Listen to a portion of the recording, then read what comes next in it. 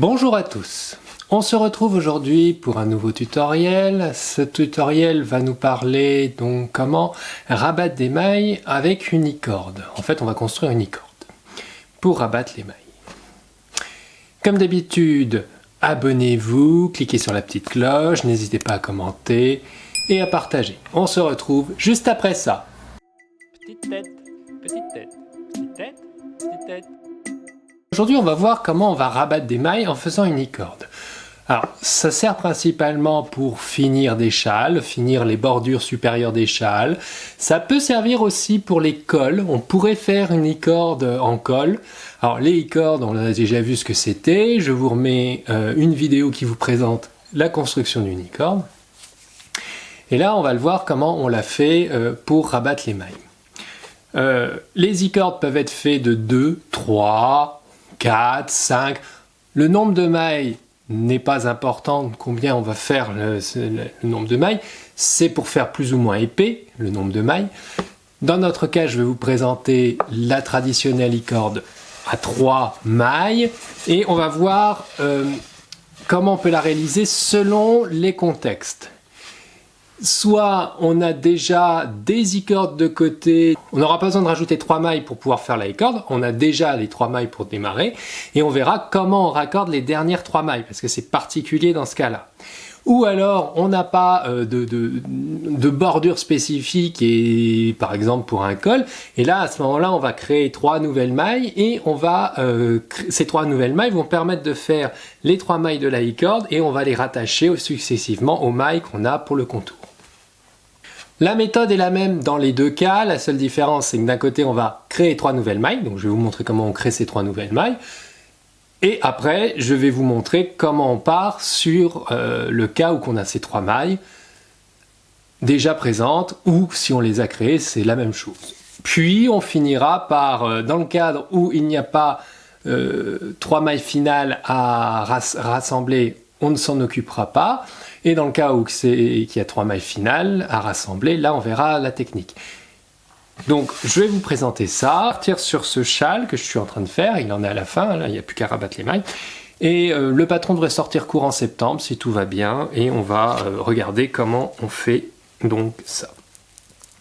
Alors, premier point, admettons, alors là dans ce cas de ce châle, on a déjà une e-corde de bordure, donc on a déjà les 3 mailles là qui existent. Bon, dans notre cas, on va se servir de ces 3 mailles. Mais admettons qu'on n'ait pas ces 3 mailles. On va devoir créer 3 mailles. Donc on fait en fait le principe de la méthode tricotée, c'est qu'on glisse notre aiguille entre 2 mailles, on récupère une maille, alors je fais ça bien, on récupère une maille, on la glisse sur l'aiguille, on recommence, on glisse entre les 2 mailles, on récupère une maille, on la glisse, et on recommence, et là on a créé les 3 mailles. Ces 3 mailles-là, c'est celles qui vont être ces 3 mailles-là, c'est celles qui vont être tricotées successivement tout au long du rabat. Donc dans notre cas, je vais les retirer parce qu'elles ne me servent pas, puisque j'ai déjà 3 mailles. Mais le principe reste le même. Voilà.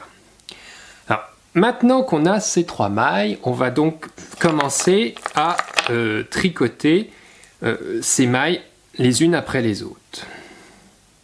Donc le principe est, je tricote ma maille, je tricote donc en maille endroit ma maille suivante, et je tricote ensemble les 2 mailles après. Puis je reglisse mes mailles sur l'aiguille de gauche. Et je recommence.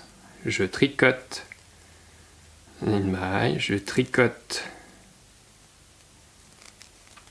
2 mailles, et je tricote ensemble ces 2 mailles.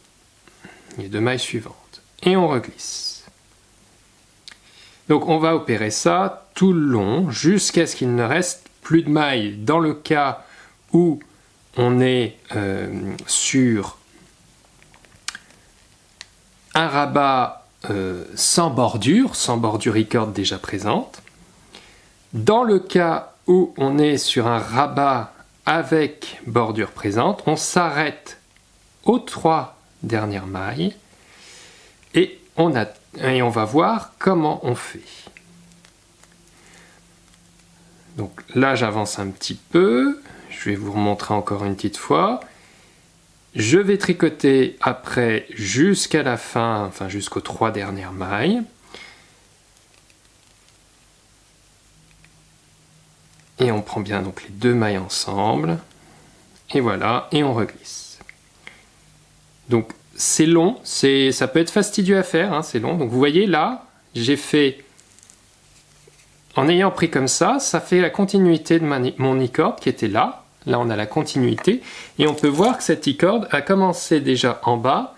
Ici, j'avais un début de e-cord que j'ai continué tout le long. Là, ça continue tout le long, tout le long, tout le long, tout le long, tout le long. Et on arrive ici où on reprend avec l'e-cord de rabat. Donc ça fait quelque chose qui va être très propre, très beau. Et ça fait une belle bordure. Donc comme je vous l'ai dit, on peut le faire de plusieurs mailles, 2, 3, 4, 5... Au-delà, ça commence à être vraiment énorme et pas très intéressant, sauf si vous voulez faire un gros bourrelet, ça peut le faire, mais ce sera moins joli parce que c'est plus assez dense. Voilà. On se retrouve quand je serai à la fin. À ce moment-là, je vous expliquerai les 2 cas, le cas où il n'y a plus de mailles et le cas où il nous reste ces 3 fameuses mailles qu'il va falloir raccorder pour que ça ferme la e-corde, parce qu'on ne peut pas finir de les tricoter classiquement. Alors, nous sommes arrivés sur les 3 dernières mailles. Donc on a fait toute l'e-corde le long de l'ouvrage. Et là, il va falloir... Alors, on ne va pas les tricoter, on va les coudre. En quelque sorte, on va créer des mailles avec une aiguille. Donc il vous faut une aiguille. De quoi couper le fil. Donc, vous coupez un morceau de fil. Voilà. Et donc là, la technique va être, déjà, on va déplacer les mailles de cette aiguille-là sur celle-là. Parce qu'il faut qu'on accède à ces mailles-là. Et on va glisser notre aiguille circulaire totalement de l'autre côté pour récupérer les pendants de l'autre côté. Parce qu'on va raccorder ça avec ça. Donc, cette maille-là avec cette maille-là, la maille du milieu avec la maille du milieu, et la maille-là avec la maille-là.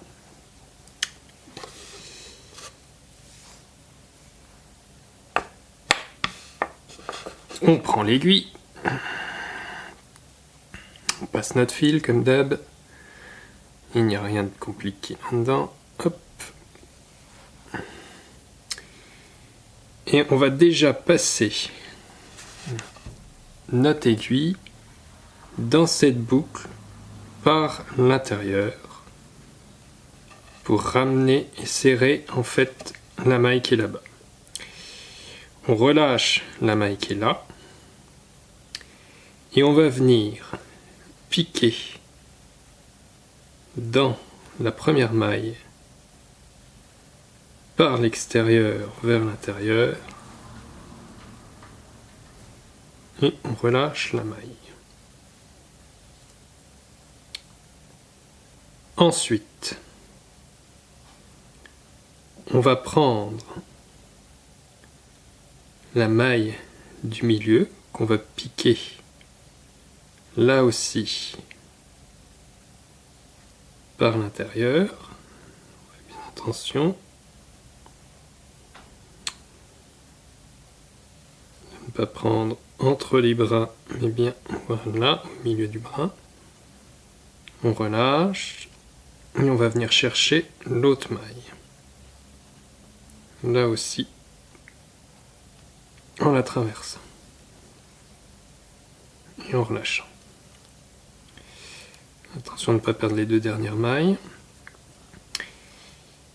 Et pour les dernières mailles, on traverse toujours de la même manière.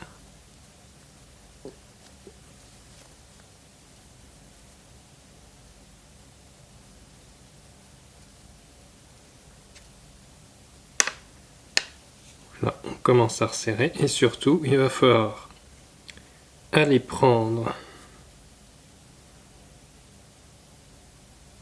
de manière à retraverser par l'intérieur pour ramener l'i-cord à l'intérieur, enfin le fil à l'intérieur, et vous avez fermé votre i-cord.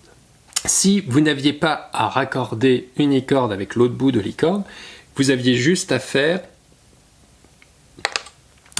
à tricoter les derniers brins, vous tricotez un des brins, vous tricotez les deux autres brins ensemble, vous rabattez le dernier brin et vous tirez le fil et vous rentrez le fil.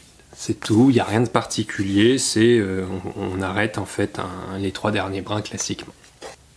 On vient de voir donc comment faire un rabat en i-cord, donc les deux techniques possibles, soit on a une i-cord qui fait tout le contour et donc il faut la joindre, soit on n'a pas de i-cord sur les bordures et donc du coup on crée 3 nouvelles mailles, on rabat tout de la même manière, puis on finit par fermer le bout en rabattant les brins sur eux-mêmes.